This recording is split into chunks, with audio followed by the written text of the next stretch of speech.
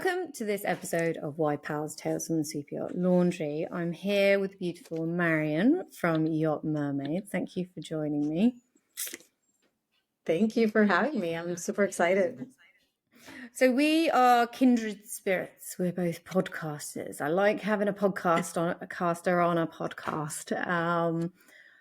Obviously, our chat before the podcast began, we're like literally downloading what we've learned and all of that kind of stuff. And we do work in the same sphere, promoting crew safety and wellness, and especially obviously for females and stuff like that. So I am super excited to have you on today and hear your story.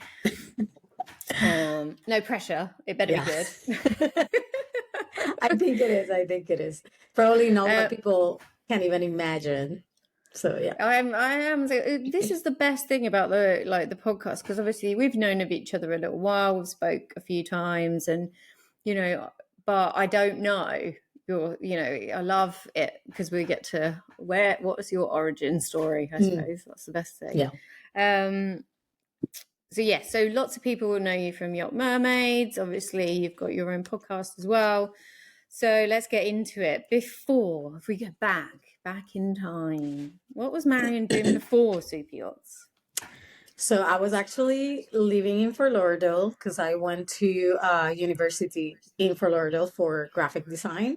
So I was there. I don't know. Don't ask me how, but I never saw yachts, even though they were there all the time. My mind was in such a different space that it was almost like they were there and not there at the same time until my last semester, where I actually met a yachty at a bar.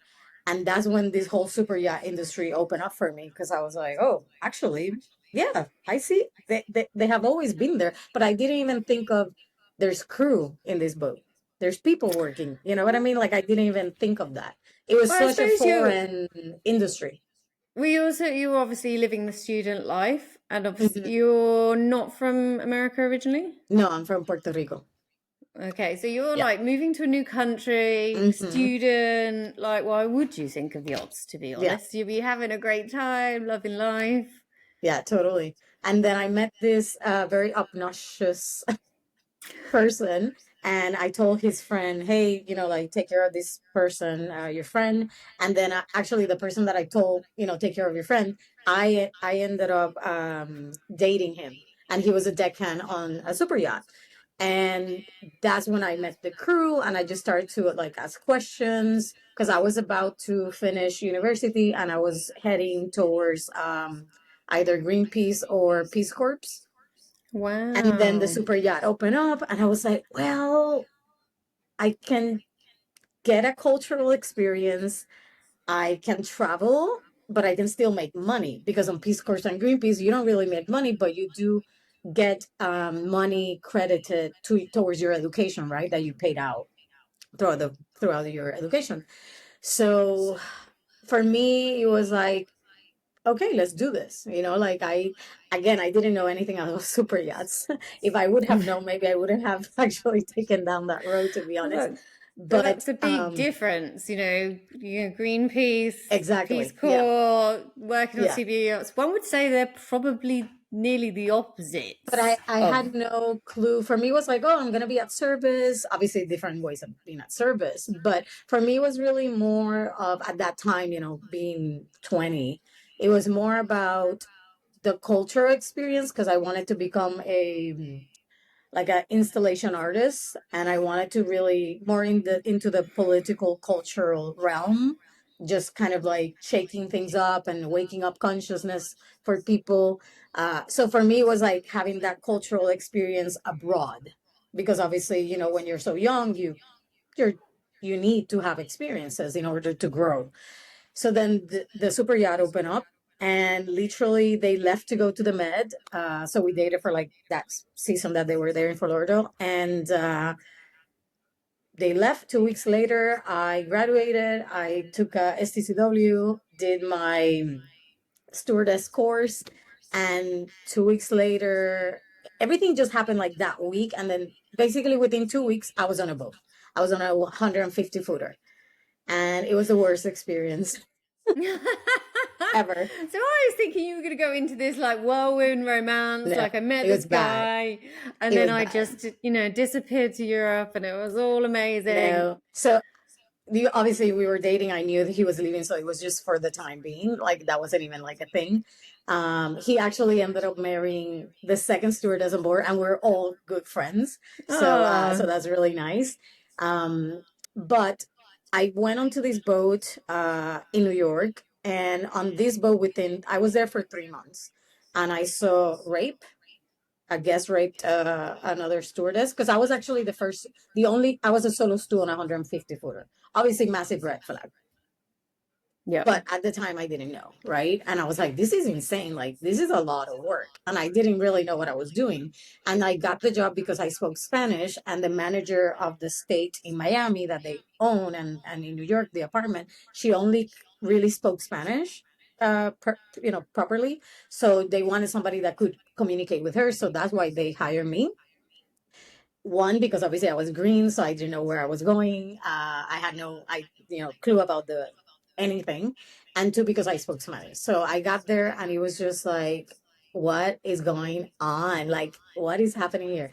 So loads of drugs, loads of celebrities, got exposed to basically all the shit that is bad and negative about yachting within like the first 3 months.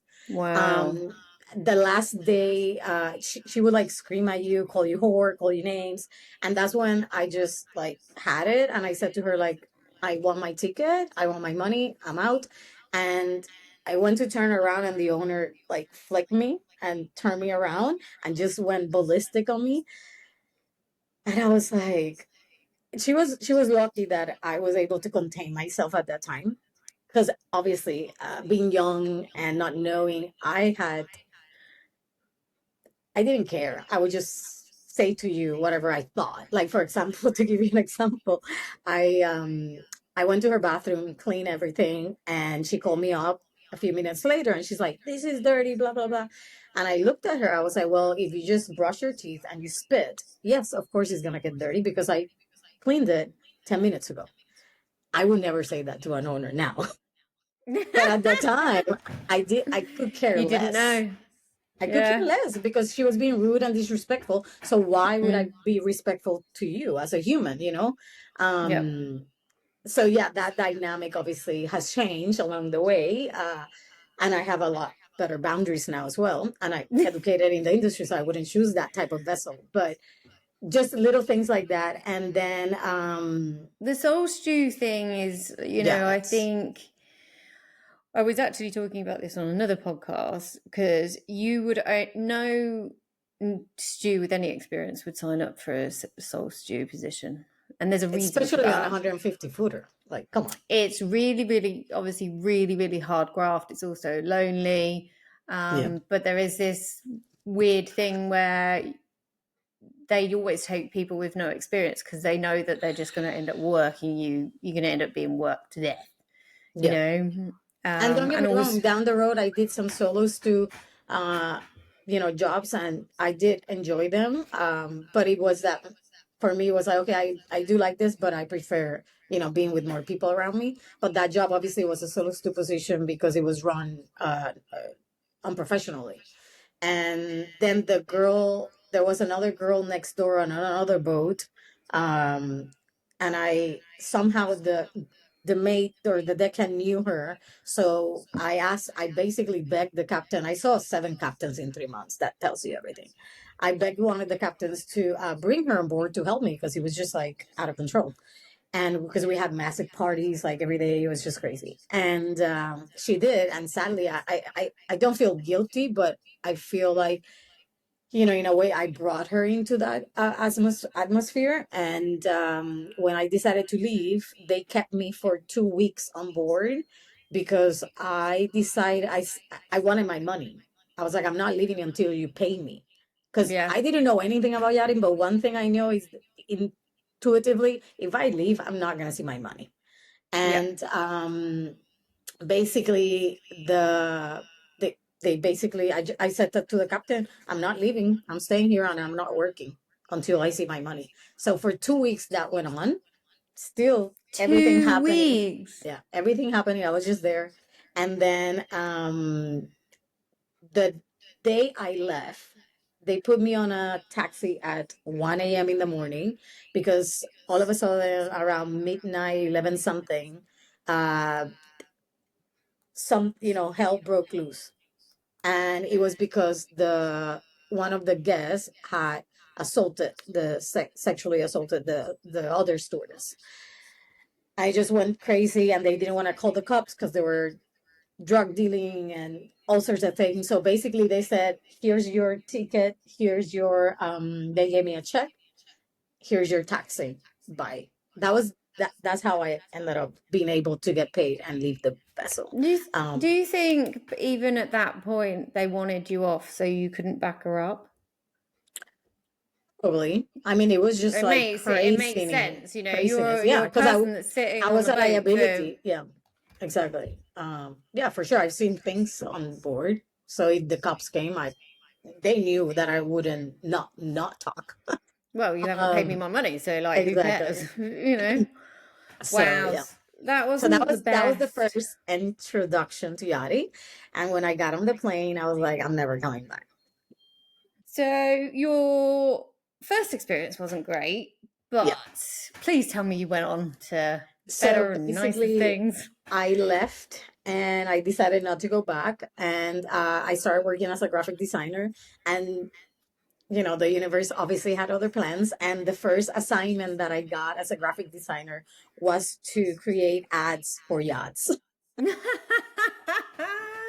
And I was Oh like, this is it. dear. This is insane because I was actually at the time in Georgia because that's where my sister was going to school. So I went to stay with her because obviously I had finished in Fort Lauderdale. And I was like, really? Like ads for yachts. So um I did that for a little bit and then there was this itch. And I was like, Mm, and I remember the maid telling me, like the third maid I met on that boat, telling Marién, this is not what yachting is. This is the mm, bad side of yachting. I'm sorry that this is how you enter the industry, but he said to me, I wish that you could give it a go, another go, because it could also be an amazing industry if you're with the right people and the right atmosphere. And I was like, okay, I'll take that, I'll take it, but I'm not sure if I'm going to act on it. So a few mm-hmm. months into it, I was like, okay, I think I'm gonna try it again. And then basically a few bumps here and there, did the solo stew deck cook thing. Please kill me now. I don't know how people do it. Like I take my hat off. That definitely wasn't the road for me. And then I ended up getting a job on a 180 footer, a 55-meter as a second stew, and I stayed there for over 2 years. So it was such a good boat, so like very professionally compared to what I have seen. Obviously, there were things that needed to be improved, but it was from night to day. It was also Yeah. run by a captain who used to be on the Navy, so there was a lot of structure, there was a lot of procedures, there was a lot of hierarchy, which a lot of people don't tend to like sometimes. But for me, it created safety. It was like, okay, there's structure, there's this Yeah. this is real, this is business, we're employers, here's the employee. So for me, it created safety, so I was able to just be there for a long period of time until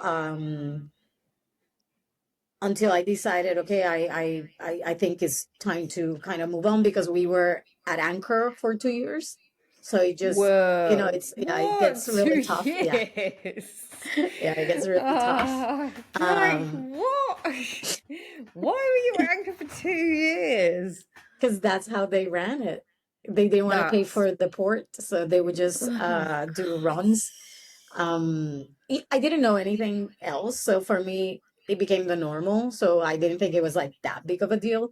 But after two years, yeah, I was like, I think I would like to see something different. And then, obviously, I went through many different vessels, worked with many different captains, and some good, some bad, and everything in between. And that was basically 16 years on yachts. So what? what were give us a couple of highlights? What are, what are your pinch moments? What are you think, I the mean, moments that create the addiction to working on mm, yachts? You name I a think few. the fact that I could go to the beach on my break or go to this random little city, wherever I was at the time. Just, you could have that lifestyle. I love the lifestyle of yachting, right?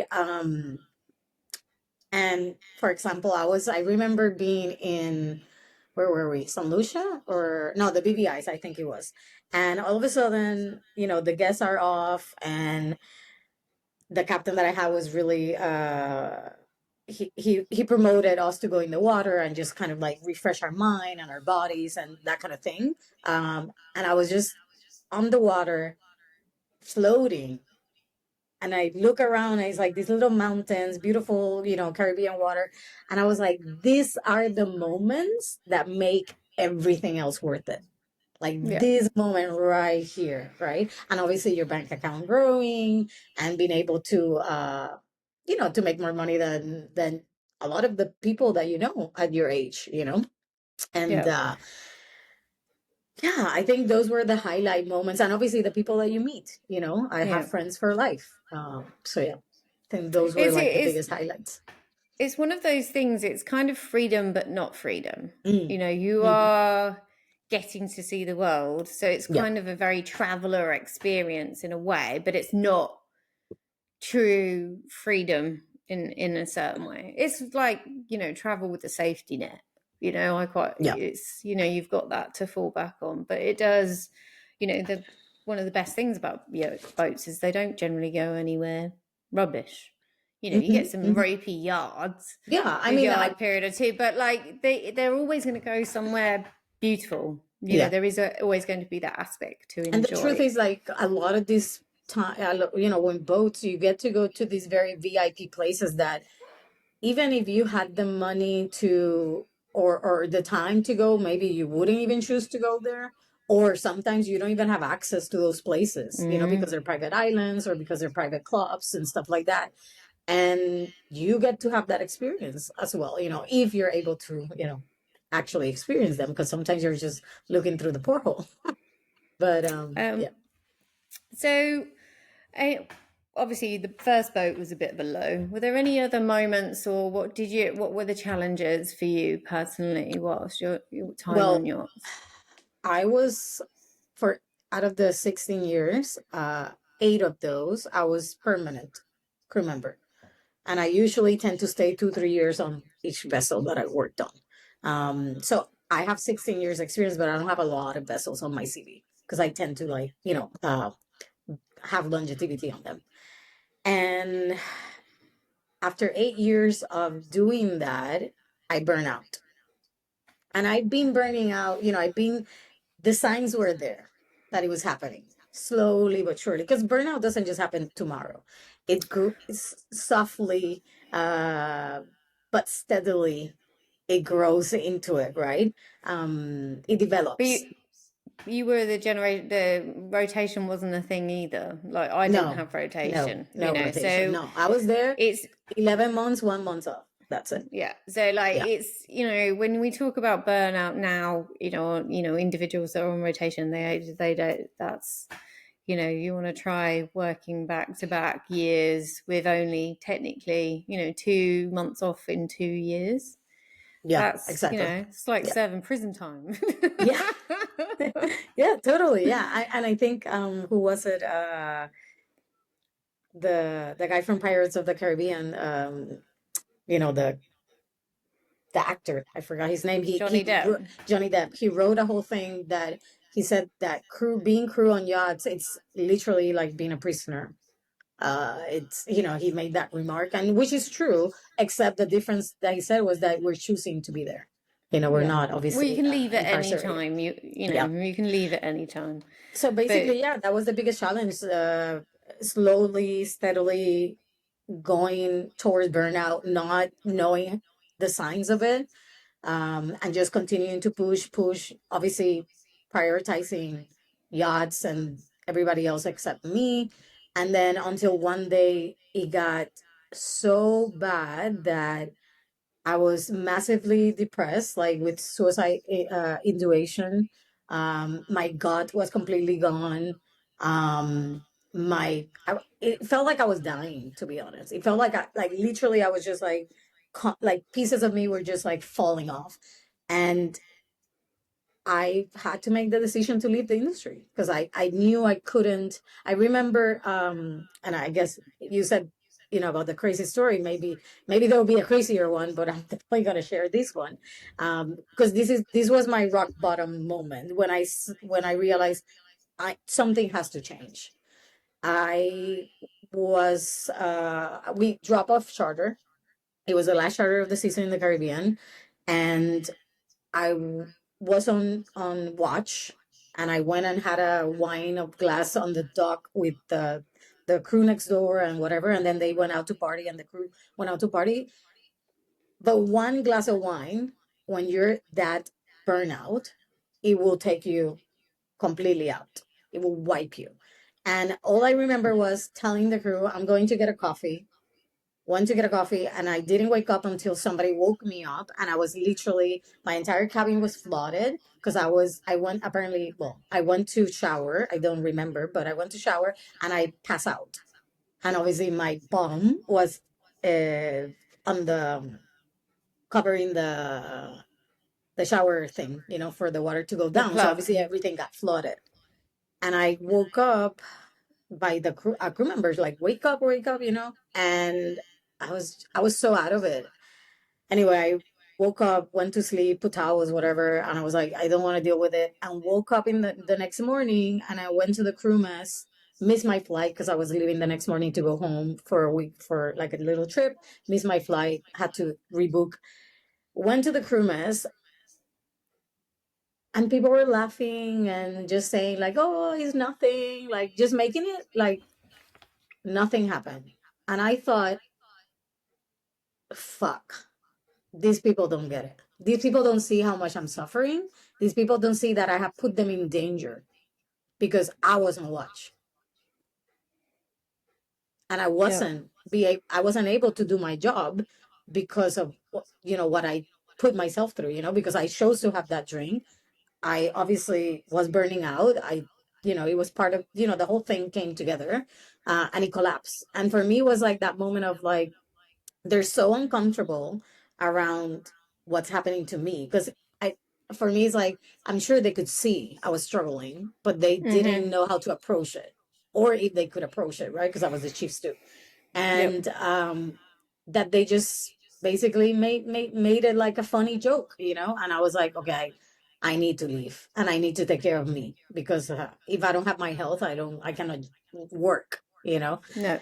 so I packed my bags. I resigned, which was a hard thing to do because I had been there for like over 3 years, and everybody wanted me to stay, and I was like, I just can't do it. And I left and I moved to Australia. What? What? Like, because I'm thinking she's booked a flight home in this story. Yeah, Like, I she's moved going to to go Australia. home and get some love. No, she's going to go and live in Australia. Yeah, I Where was the on hell that did Australia come from? because I had an Australian boyfriend prior to that, and I've been to Australia one time, and I just felt like home to me, which is so odd because I'm from the Caribbean. And I just remember at the time I was late 20s, and they only let you get like a working visa before you hit 30. And I was like, if I'm going to do this, it has to be now. Like, I can't hesitate. And I knew that somehow, intuitively, I knew that was going to be a healing place for me. So I just packed my bags, got my visa, and off I went. And I spent Wow. 2 years there. Yeah. It's quite funny that you say that Australia, like I did a lot of healing in Australia and New Zealand, the working holiday visa thing, Yeah. just I suppose that's true, like that's true travel, Mhm. not the yachty travel, that's, Yeah. Yeah. but yeah, it's cool down there. So Yeah. were you healed? Did it give you the time and space to I heal? mean, I think healing is a journey and it's a constant transformation. It's not like a one thing that you No. get to, but definitely I got better and I recuperated my health, physically, mentally, to the place where after 2 years I said, okay, I can go back to boats because I wasn't done with yachting. I just knew I couldn't continue to do it the way I was doing it. So when I returned, I did yachting completely different, completely different. I What had do you mean by different? I had boundaries in Wow. place. I knew myself better. I wasn't afraid to speak up. I wasn't afraid to ask for the support and get the support I needed, whether that be mental health or physically or whatever it was that I needed. I during those 2 years I reconnected with my womb and my menstrual cycle, so I started implementing menstrual rest on board. So this is something I teach now, and I teach it because I did it for like 8 years on board. Because I realized that my mental health was very much connected to my menstrual cycle, and this is something that people don't talk about often. So for me, that was like a game changer. Really understanding my menstrual cycle and how to navigate and live cyclically, basically. Um, so I did that, and I chose to only do at the beginning. I chose to only do seasonal jobs because I knew I couldn't. I chose not to take long-term jobs because I knew it was going to be too much for me to handle, to not get back into burnout. So I did seasonal for a few years, and then I decided, okay, seasonal is even too much for me. I'm just going to start doing freelancing. And for me, it was great because, for example, I had a boat that I freelanced for 4 years. So, I had almost like a permanent job, but at my own, within my In own your own guidelines, control. exactly, requirements. And that gave me the opportunity to do yachts, make the money, have the lifestyle I liked about yachts, but also have that freedom within it, and being able to just educate myself in other realms and do other types of things that I wanted to do, you know, in order to at some point get out of yachting, right? But you're saying is, it's one of those things you said, there's always another boat. I think you can get when you're on board and you don't like it, but you get caught up in the fact, like, what I'm getting, there is always another boat. Yeah. And I think with the way the industry is talking about mental health now, the burnout, obviously with rotation and things like this, these are real, there is a real, I think COVID probably brought it home as well. That realization that, what, it's not great to, basically use the workforce like this. You'll get more out of them if you do recognize that, if Shackleton can do it. I just watched a documentary on Shackleton going, he knew that to keep morale, you've got to have the downtime. You've got to Yeah. let people be people. And that's the But thing, like I at the time when I decided to do the freelance thing, there was still not a lot of rotation. So I no, created my own rotation. yeah. Well, I mean, That's that's what I did. amazing. But having that moment to, in Australia to actually just, it's tuning into your authentic self. Like, who am Mhm. I Yeah. and what do I want? And I think that's what, I mean, it's not probably, you can't really do it on a boat because you're being told where and what to do. But that opportunity to go to another country and reinvent yourself, all of those structures that you've had since you were a kid, the town that you Hmm. grew up, the country you're from, if you Yeah. literally transplant yourself somewhere else, it's the ideal, it's brutal, would you say? Like, I found it, like, parts of it was quite brutal to just sit in another country and you can be whatever you want. You can make any decision that you want. Yeah. But you've got to face the reality of who you are and Yeah. whether all of that is good or not, And I love the fact that you brought in authenticity and your childhood self, because that's really what I was basically doing in essence. I was healing my inner child. I was ripping all these masks that I Yeah. had to put on to survive, to be able to navigate life, when I didn't have the tools and resources. But now as an adult, I do have tools and resources. I can start ripping those masks off. And what's really left is, like you said, your authentic self, that Yeah. essence of you that we forgot about it somehow, and we just have to Yeah. come back to it. Because I really, mean, every issue in life always leads back to that. Yeah. I think with working on boats as well, you lose, with lots of interviews, it's prime opportunity to lose yourself because you have so little time to do what you like to do. But anywhere, to be honest, anywhere that's not your usual environment, you're not with any true solo travel. So you're not with any of your friends. Nobody knows you. You can make up your own story about your life if you want to. Yeah. But it really is an opportunity to tune into, well, what do I like? And on board, I think one of the things where women end up kind of like falling out of love with it is because they become so out of tune to what they like, because so much of their life is predetermined. That's when you kind of get imposter syndrome, like, well, who the hell am I? What do I actually like doing? And then ultimately when you leave the industry, you're like, it can be even bigger. It's like, I'm trying to reinvent myself, but I didn't really know who I was when I jumped off, and I thought that this would work. I do want to say that, you don't have to leave everything and do what I did, because, these are extreme circumstances. And if you feel called to do so, yeah, by all means do that.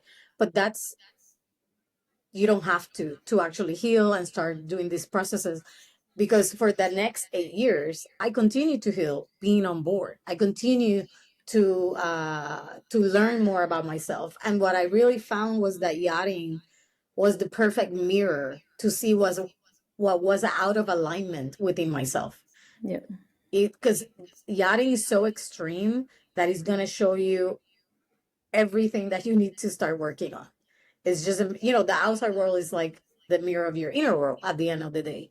So any conflict that may arise, I chose to have support, through different venues, and anything that would arise at the time, I would just get support, and then we would work through it. And then I could realize, oh, this is what actually this is showing about myself.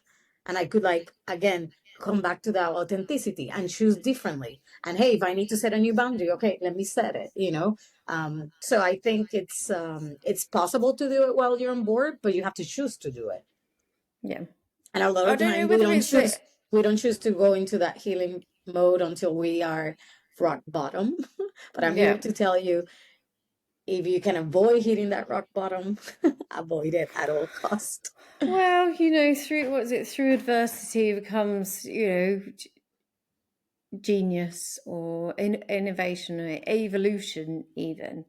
Because I do, obviously having heard your story a little bit, it kind of is all leading towards, what you've created. You wouldn't have had the inspiration to create what you've created if you hadn't have had all of those experiences. And the funny thing is that when I decided to leave yachting, which was at the end of 2019 in November, I was literally getting tons of jobs to, as a chief steward, to be on different boats to do the freelancing.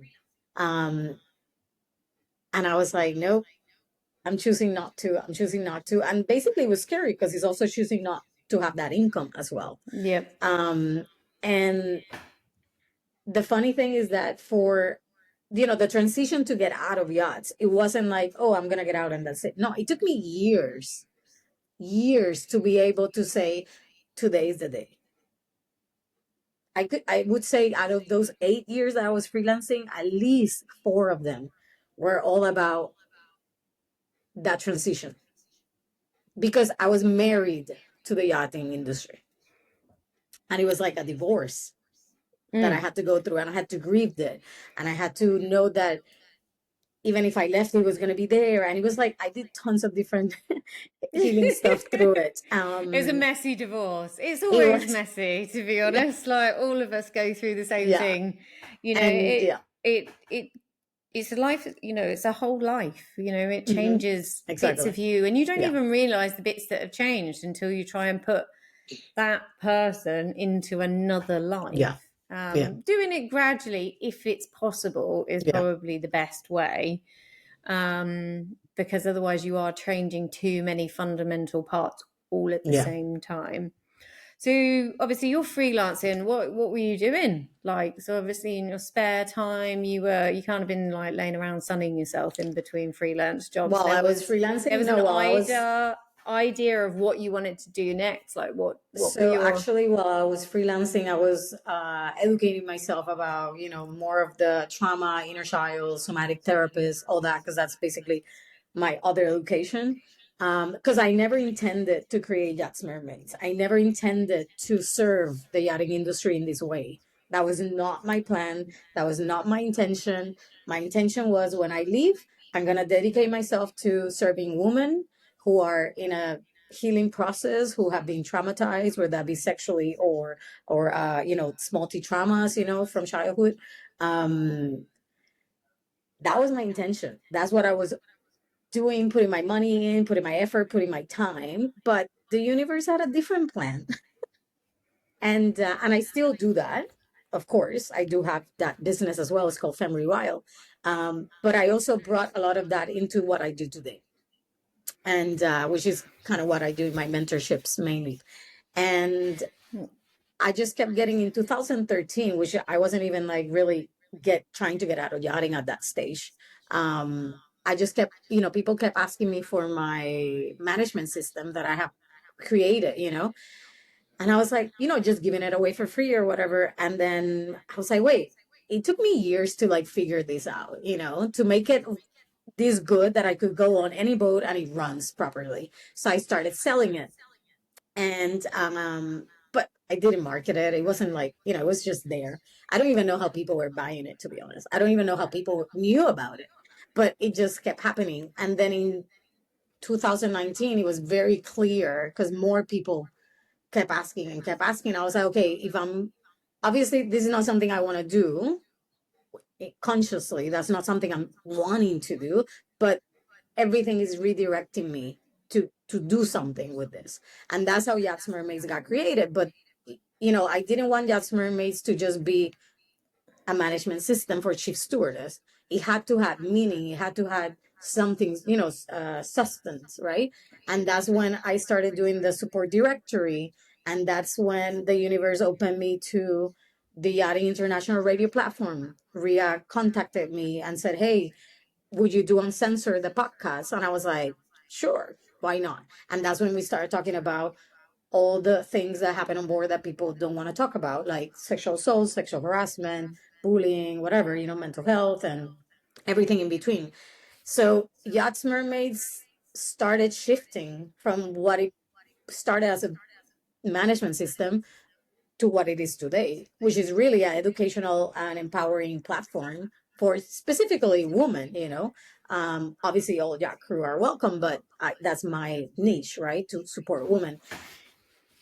And it's been 7 years now, and since it actually was born into Yachts Mermaids, I mean 5 Yachts Mermaids, and I don't even know, I have to do math, but 2019, that's when I decided, okay, at the end of the year, I was like, I'm gonna go all in.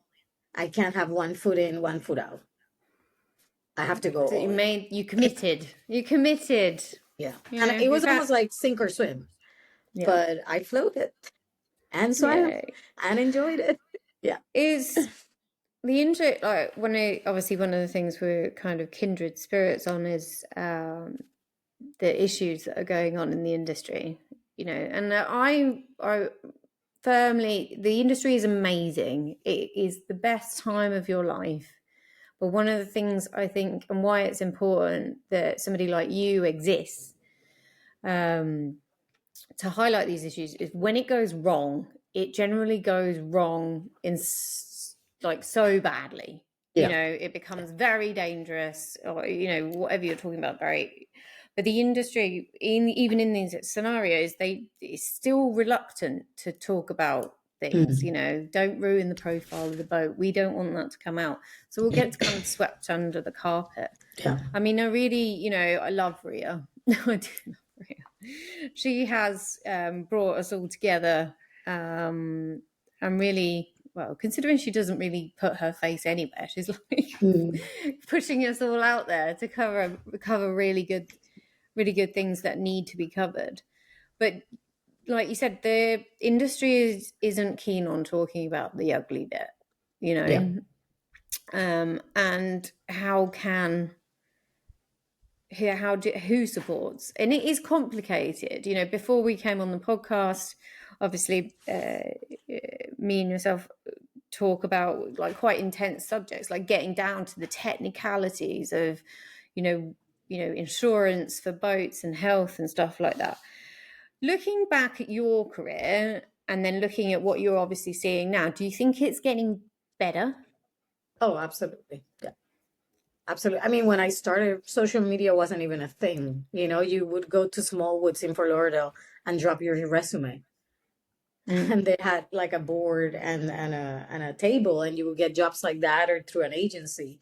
Now social media has blown up, and even though it has obviously its darkness, right? Because there's a lot of scammers through it, and all that.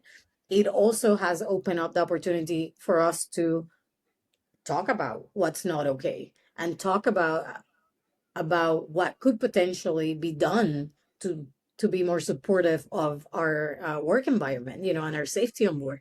Because we can talk about all the things that are wrong, but if we're not really, and this is where my advocacy comes in, where I'm not only just talking about the issue, I'm actually talking to like unions and ICE One and all, PYA and all these other people to really say, okay, what are we going to do about it?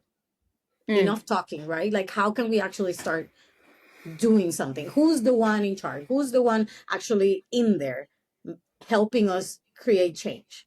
Okay, let's give them better ideas, because obviously the ones that they have had either are not good or haven't been implemented. So how can we start moving the needle? And it doesn't happen tomorrow, sadly. It doesn't. It doesn't happen like next year. Exactly. But I have seen, like, for example, there was such a disconnection between yachting and the maritime industry. We were completely disconnected from the maritime industry, to the point that even us as yachties, we call ourselves yachties. We don't call ourselves seafarers, but we are in essence seafarers. And everything that is under the seafarers regulation policy should apply to us, yet it doesn't, because we're on the branch of pleasure vessels, right? So there's such a disconnection created, obviously, by the hierarchy for a purpose, right? Because the whole industry is about being isolated. Well, ego as well, like it's not. I wouldn't probably put it straight. It will be like, well, we're not, we're not seafarers. We're yachties. We work on the posh things. It's the ego. It's the ego, but it's really the ego is fed by isolation.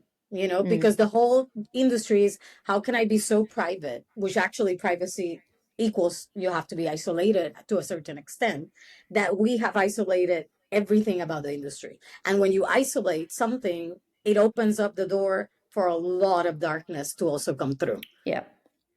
So, advocacy is a huge thing that I'm, proud of, and obviously something that I continuously work on, because I think that's the key. And the fact that I've been able to collaborate with ICE One on, the fact that ICE One actually said, hey, we care. And they opened in 2019 a Jack Crew helpline, and that people within the industry, like Hills Robinson, is actually putting the money for us to have that helpline.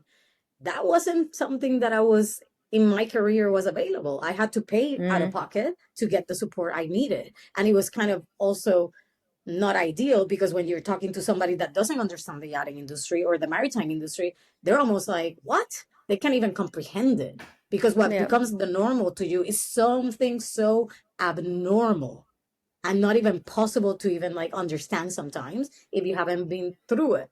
So the fact that now we have Jack Crew helpline, the fact that now, obviously, what do you call it? Nautilus have been for 14 years with us. But like I told him yesterday, I didn't even know about you until like 4 or 5 years ago. I spent my whole life without knowing there was a union supporting us, because obviously their marketing effort hasn't been there, right? No. And you could probably, I would argue that ICE One perhaps should, these entities need to make themselves aware in a completely different way. There really needs to be, I mean, obviously, like I mentioned to you before we started recording, I'd been to the Met Forum, and I think we're getting close to the consolidation of all of these entities into a clear framework, that crew will, very simple, keep it clean. These are the people that you need to have in your pocket at any one time. And it Yeah. will just make your ski experience even better than it is. Yeah. We're getting closer to it. We're not Oh quite yeah, there. absolutely. But like Snail's pace.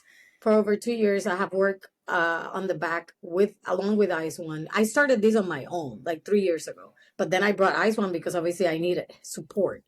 And working with other people, like you said, prior to the podcast, let's not reinvent the wheel. If there's something else working somewhere else, let's just bring it into the industry. And obviously, because I'm very passionate about specifically SASH, sexual assault and sexual harassment, and advocacy about that, I started looking at what's actually working outside. How are people trying to support the victims, right? And or survivors, I should say. And evidence, because lack of evidence means you're not going to be able to actually take legal steps, right? So there's a lot of things that are working, include actually with technology, but it takes a lot of money. It takes millions of dollars. Yeah. But at the same time, I'm kind of like, we're in an industry where money's never an issue, really. Well, you say that. I mean, we could do a whole podcast episode about where money goes. Right, but if you are like, it's at least it's seen, right, as a billionaire, multi-million billions. Maybe we need to do a podcast episode about the whole industry and our views. We might perhaps do a Christmas special where we will just let go. And but see the point of this is that there's a lot of people, including myself, and a lot of people that we don't even know about, that are doing a lot of things behind the scenes, that are not doing it for recognition, but that you might not know about it until like 10 years down the road. And then all of a sudden something happens that changes everything. And those people that were working for it for 10 years, those are the ones that were actually creating that change, So obviously for me, education is a huge thing, because when you don't have education, you can empower yourself to advocate for yourself. So that's one of the things that obviously I'm, a big fan of. And that, through podcasts, right? That's what we do. So, the industry definitely is a lot better. We are more outspoken as crew members, which usually tend to not happen back in the day. The industry is also getting bigger, and that means the regulations and policy we're going to have to start being starting to put in place. So for me, the bigger the yachts, better. Let's do it. Get the bigger. Well, talking of bigger, so where in the next 5 years, where is Yacht Mermaids? What are you up to? Like, let's ask the universe. This is a projection. I don't know. What's going to happen? What's your plan? I mean, 5 years, that's too far for me to see. But what I can tell you is next year, my word is action. And I'm actually,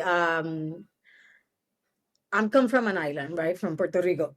So there's a lot of people serving the green crew outside of, my island, internationally, let's say. And I really think that is such a good, the superyacht industry is such a good opportunity for us, for people, and as a career. And I want to bring that to to my people, but I don't want to do it as a this is like a backpacking experience kind of thing.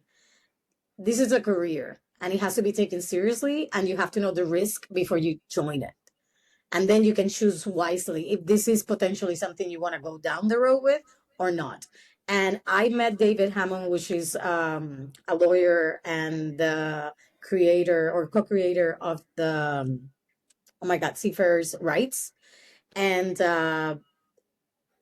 anyway, he introduced me to another company, let's called Progressive Crew, and I love what they're doing. I love that they're changing. Their mindset is to create to shift the industry into a real business, like career, and not just like a random thing you go do in France and then, something bad happens and then you leave, So I'm definitely gonna start collaborating with them to bring that to, that piece to my country. So that's definitely happening next year. And I'm also collaborating with Karine, the crew coach, to bring more of awareness with the mental health thing. I want to get more involved with boat shows and, like you said, different forums. So that's definitely something I want to. I think we need to get you a ticket. I'd I want like to to see start doing your more face of. in Europe. Yeah. I think it would be greatly. Me and you could talk for a long time. Yeah. But I do think we should perhaps booking another one soon. Now we've heard obviously your story and where you're going. I think we could definitely do with an episode just talking about the state of play. And I also find with these conversations, it's quite creative. You do get more ideas, and work out more. And that's what I hope for 2025 is, true collaboration to fix things. I think we are getting closer and closer to that. So yeah, Absolutely. 2025 will be exciting. So lastly, obviously we always finish the podcast. 3 bits of advice to either like your younger self, or a lady in her 20s. What are your 3 pearls of wisdom for her to? I think the 3 things that I would advise myself and obviously anybody else would be: your worth doesn't come from anything that I do or external to me. It's inherently yours, mine, which means we're good enough no matter what. That's super important because I think most of the issue stems from that wound of not being good or of not feeling good enough. But when you come back to your authentic self, you really understand that is authenticity, understanding your worth. That is inherently yours. Also, know your boundaries, your non-negotiables, your negotiables, and speak them, set them. That's super important. And I think the last advice would be, if you're a woman, educate yourself about your menstrual cycle, because your fertility years is just part of your journey as a woman. Then perimenopause comes, then menopause comes, and it can be really, really hard time. I'm currently in perimenopause, and it can be very challenging, especially when you don't understand your body, when you don't understand your cycle, when you're so disconnected to your womb, which is really your creative energy. It can be really, really challenging. And if you start doing that now, your next half of your life as a woman is going to be so much smooth and really empowering, because you don't have to go through, you're not going to battle yourself. You're just going to be able to actually ride the wave and enjoy it, as I am doing now. So yeah, You're enjoying perimenopause. Yes. That's you're literally the first person that's ever said that ever. Yes, I mean, but when we record next time, I will check in and go, "Are you still enjoying it?" Yes, I actually am, and I think I will, because I'm educated. I have the resources. I have the tools. I have my hormones already level now. I'm doing all the lifestyle changes that I needed to do, which actually I had already been doing for years. So I can see how it can be really, really bad, because for 8 months was really hell. But immediately I was able to flip it, because I wasn't going to be, my menopause is not my mother's menopause. It's different because I have tools and education. So I say, don't be afraid of it. It's actually a great time if you actually have the education and the resources, and you take care of your body and give it what it needs, basically. Because the next 50 years is empowering, Well, I will take note. I'll be calling you the first time. I just recorded, how do I enjoy this? I just recorded a perimenopause episode with my health coach. It's coming out in January, so yeah. Oh, nice. So we can hear all about it. So to finish up, do you have a crazy story that you can tell? It can be good, bad, or ugly. I already said pretty crazy stories. I don't think it's a crazy story, but I think it's a story worth telling, I guess. I always said I'll never date a yachty, ever. Like, I used to just date people outside of boats, and when I was dating yachties, usually have been people on other boats, only like one or two people on the boat, but obviously that never turns out right. At least for me. And I was so like, nope, nope, nope, nope, nope, it's not gonna happen. And on my last vessel before I left the industry, I actually met my partner. And he's a captain, and we've been together for almost 7 years. So never say never. Yeah, it happens. You can find love on board. Love on After all. board. After all, Yeah. all of the trying, you get love eventually. I had this different vision, but it's Oh not no. what I needed.